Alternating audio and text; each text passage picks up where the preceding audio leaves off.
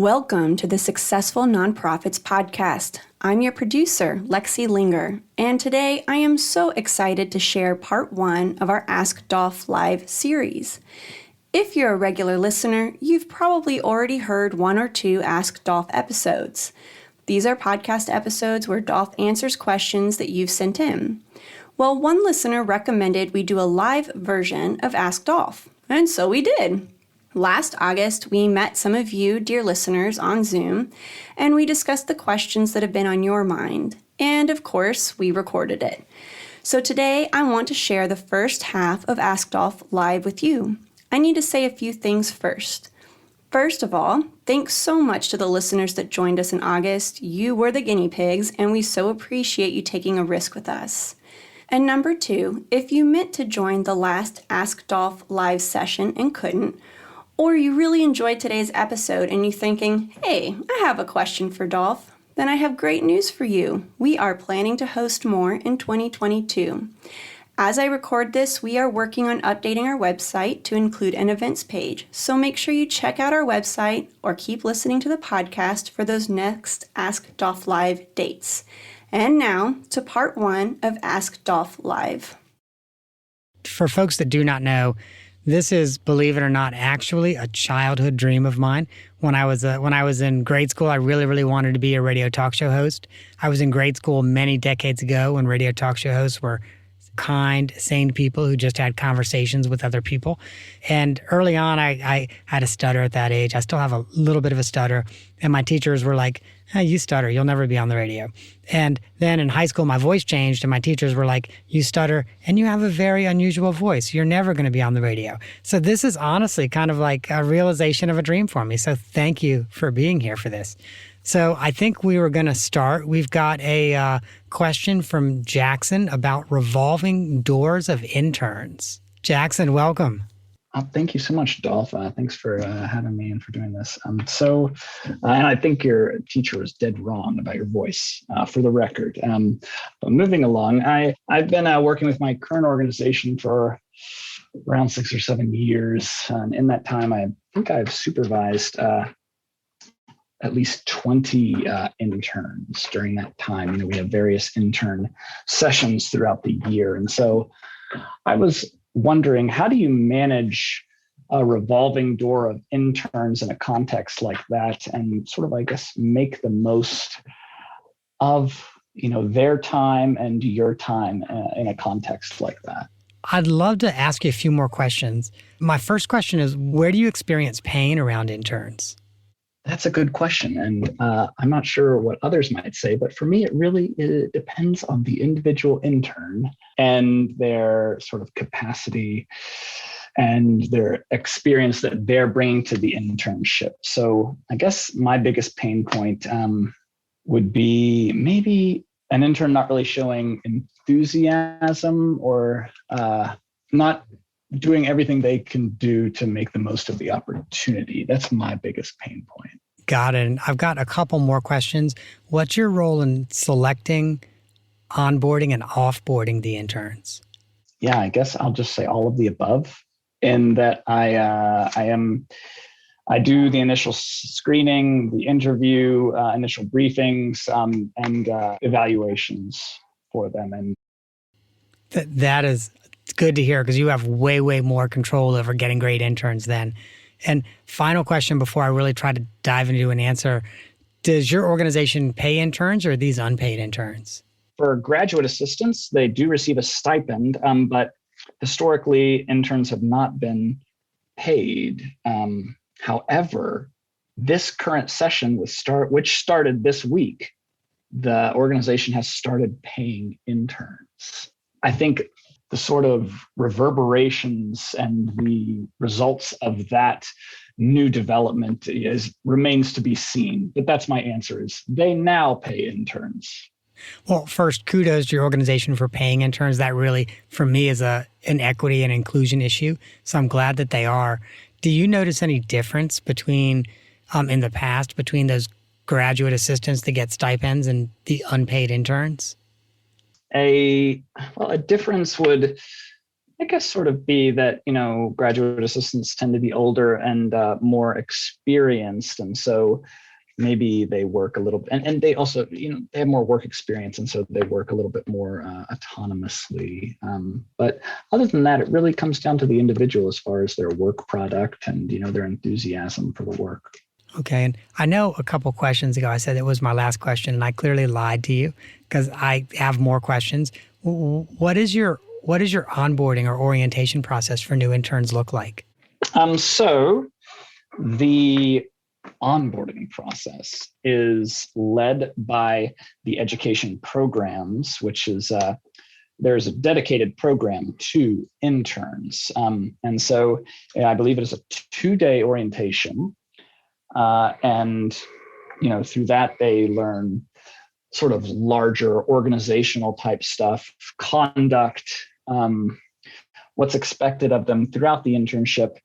And from there, they then get sent to, my program and, various other programs, of course. And then we have another briefing and they learn, within a couple hours of what is going to be expected from them on a more detailed level. And we share with them briefing materials to get them up to speed. But yeah, that's my answer. And is it a pretty healthy orientation? Like, do they get a real good understanding of what you're looking for from the interns and what their tasks are and how to do them? Obviously the orientation, they're going to be saying this is what's going to be expected of you, but that's sort of abstract. I think that whenever they're then led to their actual program and their actual supervisor, that's where they're going to really learn the details and the meat of what is going to be expected of them.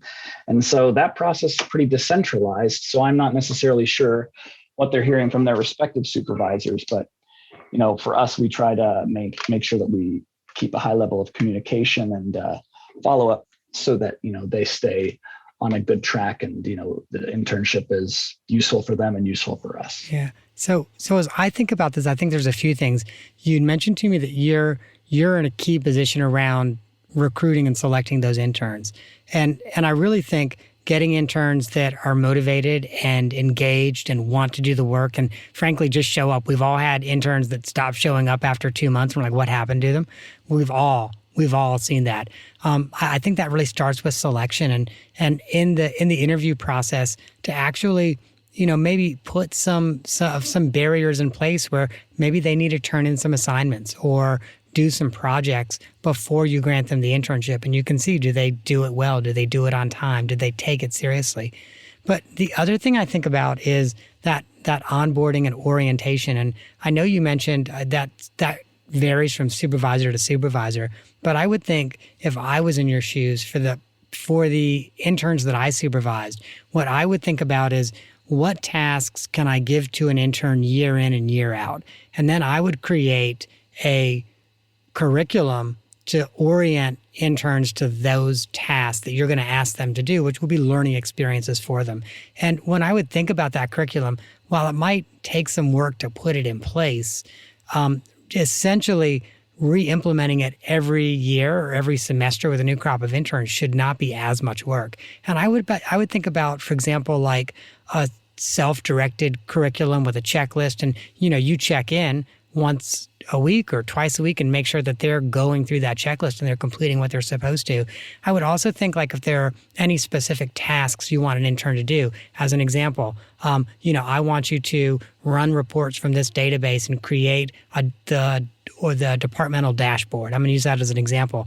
What I would do is I would actually create a screen recording of that. So I would do it myself and I'd create a screen recording. And the first thing I would do is I'd ask the intern to watch the screen recording. And I'd ask them to do that. So that way, first of all, I don't have to show someone year in and year out. And then I'd ask them what questions they had and what help and support they might need to do it.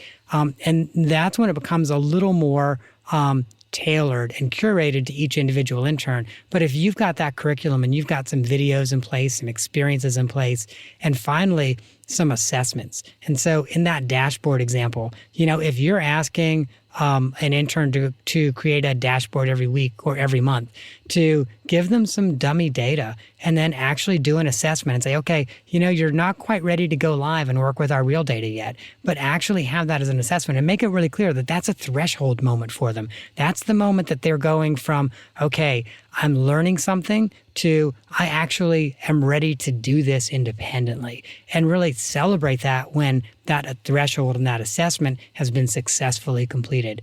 And the last thing that I would share is, I think it's critical when we have interns, and I think this is a mistake we often make in the nonprofit sector.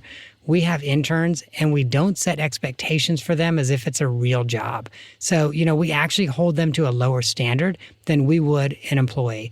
And then these people who are often entry level or early career professionals go into a workplace and they're kind of shocked because they go, oh my gosh, wow, so much more is expected of me now than when I was doing an internship.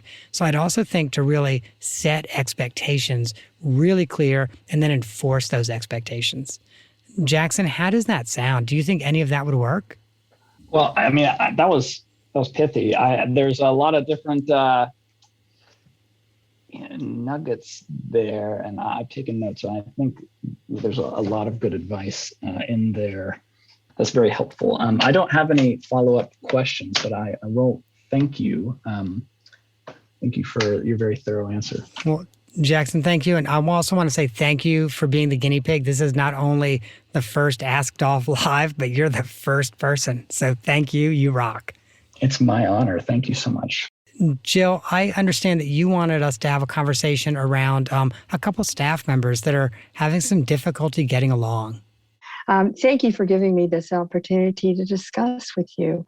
I have always been proud of my staff and the way we work together as a team. And now I have two members who are not working well together. I have spoken to them individually. I have spoken to them as a team. And they both agree to work professionally, but they don't even want to call each other or to email each other. I mean, they'll do it, but it's like, And so I just wondered if there's another step I can take. There is. Not surprising, I've got some more questions. Are they asking you to referee? Oh, they would like me to even send the emails for them or ask the questions for them. And I'm going, no, you have to speak directly. I'll share with you, as an executive director, I've been in those very shoes where I'm asked to referee or suddenly I get copied on every email that one sends to the other. So it's almost like I'm telling on the boss or whatever. I've 100% been in those shoes. I'll share with you, I've also been in that situation, in that really uncomfortable, unhappy with another person. And the way I behaved, I'm going to be frank, is something I was not really proud of, which of course means now I'm going to tell you how I behaved, right? But I really was genuinely not proud of it. It was my first job out of college, and I was a young, very radical person. And my direct supervisor, funny enough, is about the age that I am now, and was probably a lot like the way I am now. I mean, I still think of myself as very progressive, but I'm not the very radical person that I was before. And she and I did not hit it off at all. And honestly, I own most of that because now I know the importance of managing up.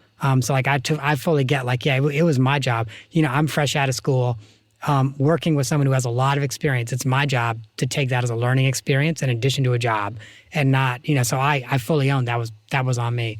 And I know sometimes I'll tell the story that this person one day noticed that I wore socks that did not match. And this was a long time ago when most people just wore brown, black, or blue socks to work as opposed to all the different colored socks. So I had on like a blue sock and a brown sock, and it was a total accident.